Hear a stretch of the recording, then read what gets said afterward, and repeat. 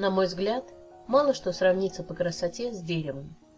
В моих руках чудесный срез вяза, и я собираюсь его декорировать с помощью вот этой салфетки, тоже одной из моих любимых. Чтобы салфетка не разорвалась, ведь фрагмент довольно большой, я вначале обработаю ее лаком. Меня часто спрашивают, что это за лак. Я покупаю его в строительных магазинах, там, где краска в баллончиках. На них часто даже не написано, что это лак, просто баллончик бесцветный. Обрабатываю салфетку 3-4 раза и даю как следует высохнуть. Я использую один из методов, изложенных мною в ролике 5 способов наклеить салфетку. Смажу поверхность среза клеем ПВА. У меня клей довольно густой, так что я разбавляю его водой и размазываю так, чтобы он равномерно распределился по всей поверхности.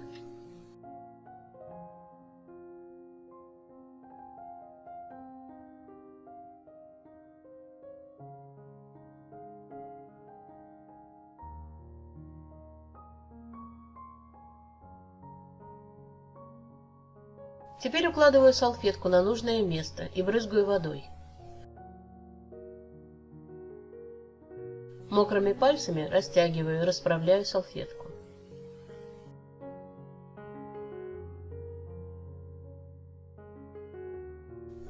Всем известно, что салфетку наклеивают на белую поверхность, а мне очень не хочется закрашивать дерево, поэтому я нарушу главный закон декупажа и наклею салфетку прямо на срез.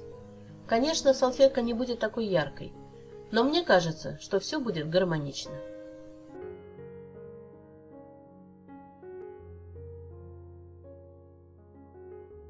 Выгоняю воду, салфетка прижимается к поверхности.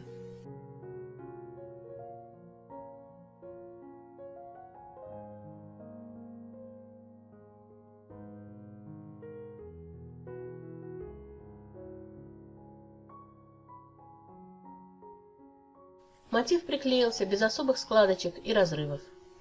Оставляю высохнуть, а потом покрываю акриловым лаком.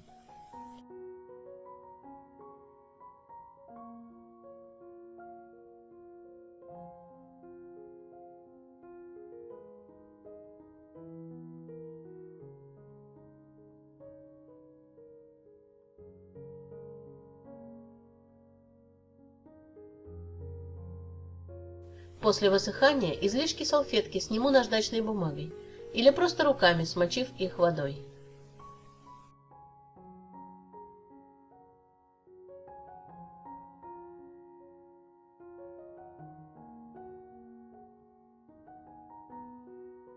Немного затираю фон вокруг цветков, чтобы было лучше видно структуру дерева, чтобы переход от салфетки к дереву был менее заметным.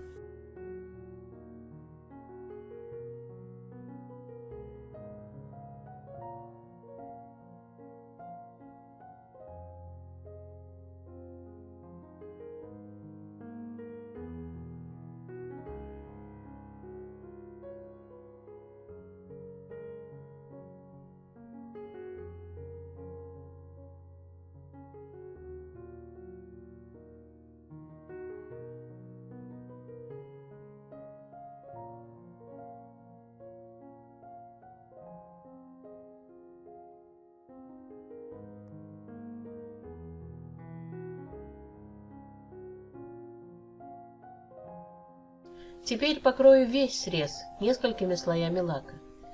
Это сделает границу между салфеткой и лаком почти незаметной.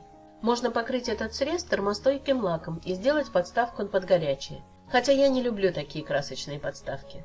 Скорее всего, я просто просверлю наверху дырочку и повешу на стену. Мне кажется, получилось весьма мило.